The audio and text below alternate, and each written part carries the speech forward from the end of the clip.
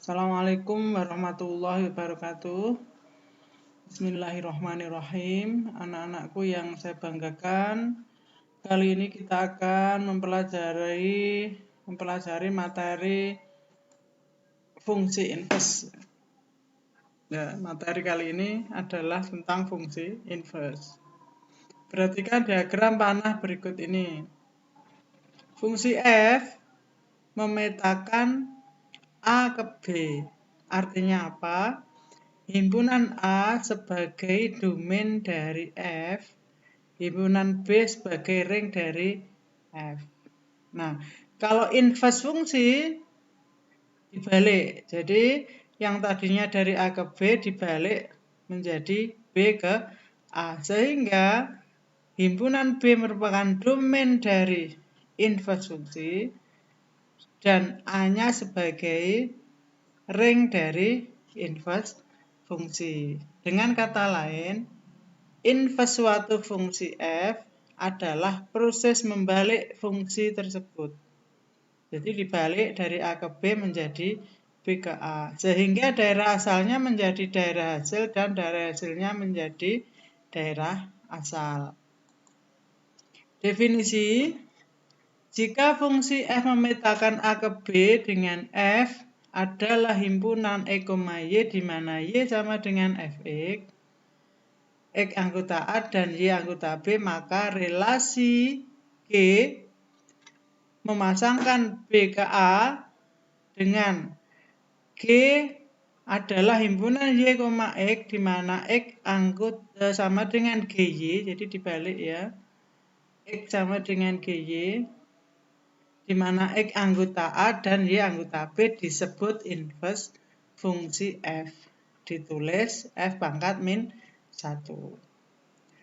Jika inverse fungsi merupakan fungsi, jadi jika hasil membalik fungsi tadi merupakan fungsi, maka f-1 atau inverse fungsi disebut fungsi inverse.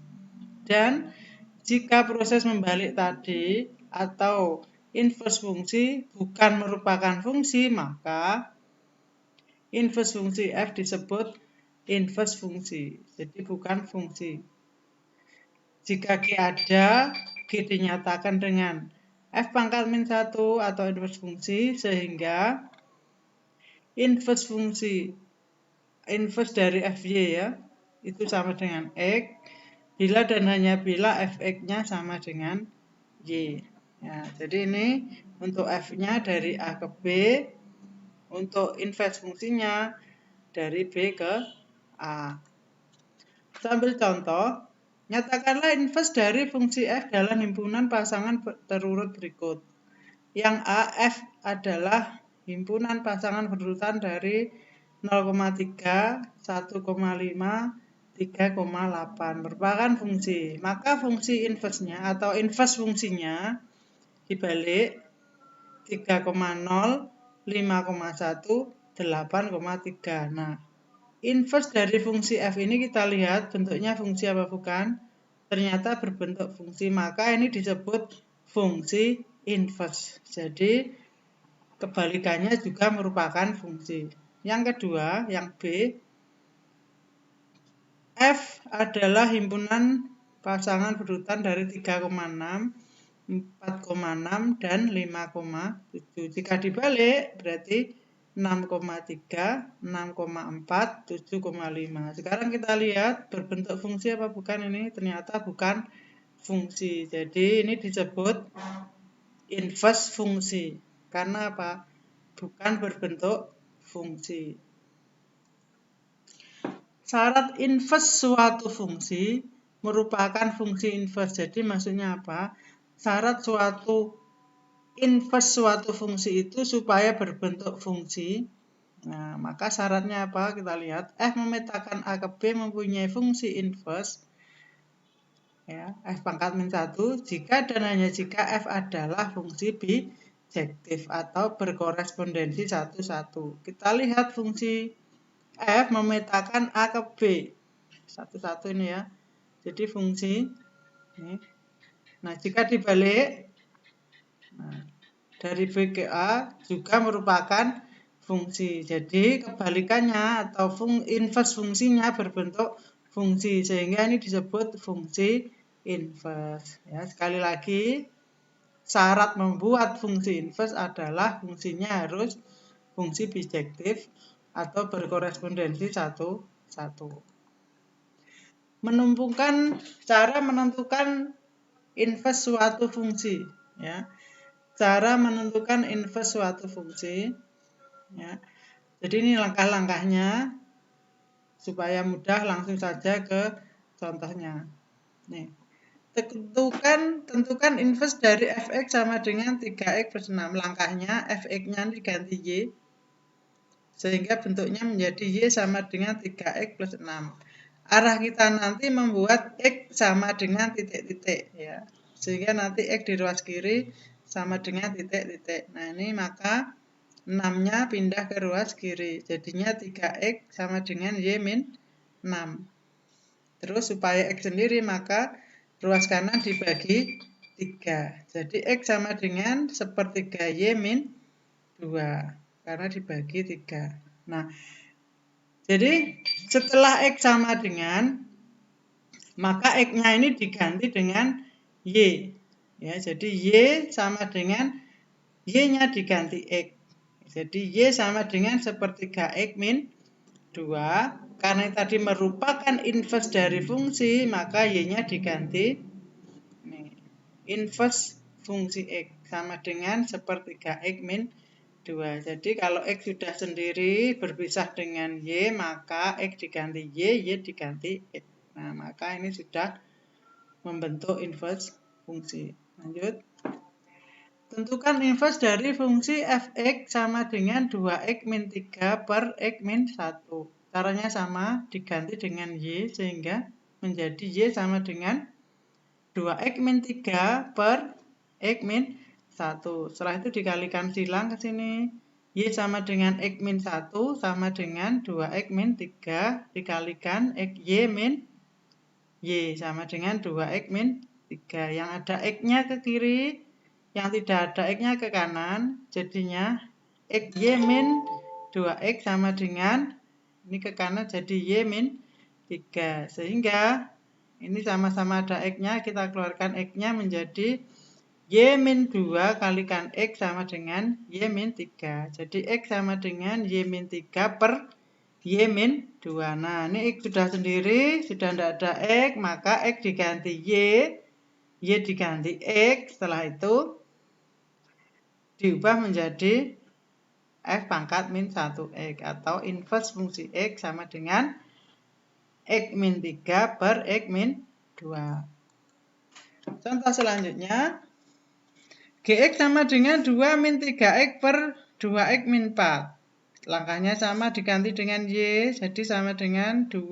min 3x per 2x min 4 dikalikan y kali 2x min 4 sama dengan 2 min 3x. 2xy min 4y sama dengan 2 min 3x. Setelah itu, yang ada x-nya ke kiri, yang tidak ada x-nya ke kanan, jadinya 2xy plus 3x sama dengan 4y plus 2.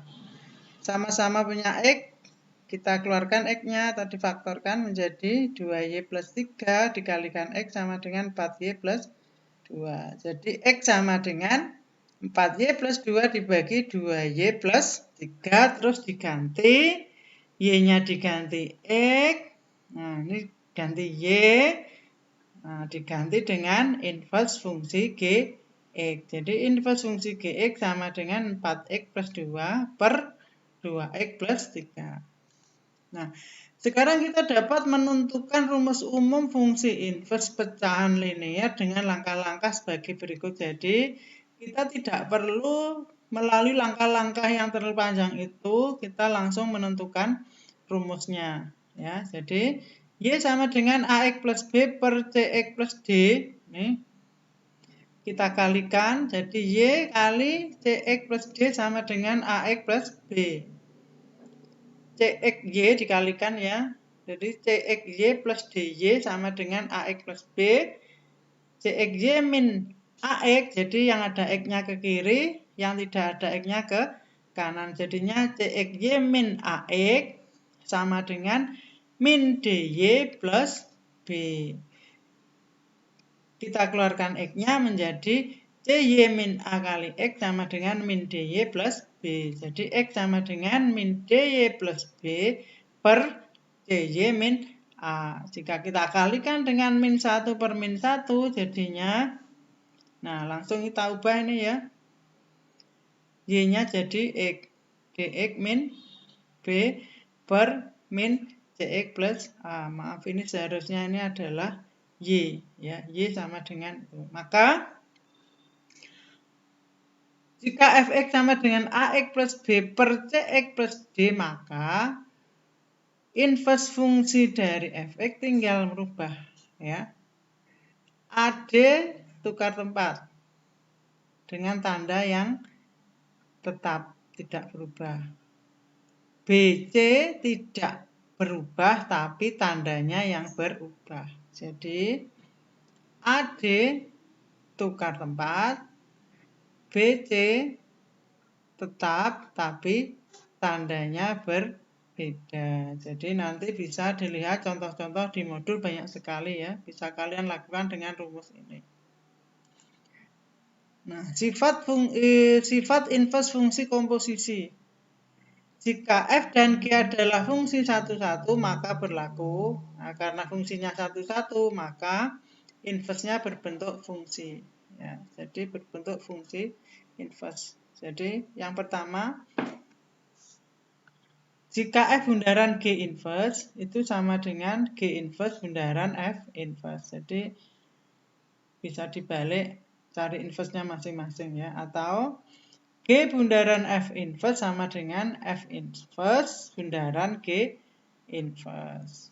Nah, demikian anak-anak yang bisa saya sampaikan. Mudah-mudahan bisa membantu kalian belajar. Sekian dulu. Wassalamualaikum warahmatullahi wabarakatuh.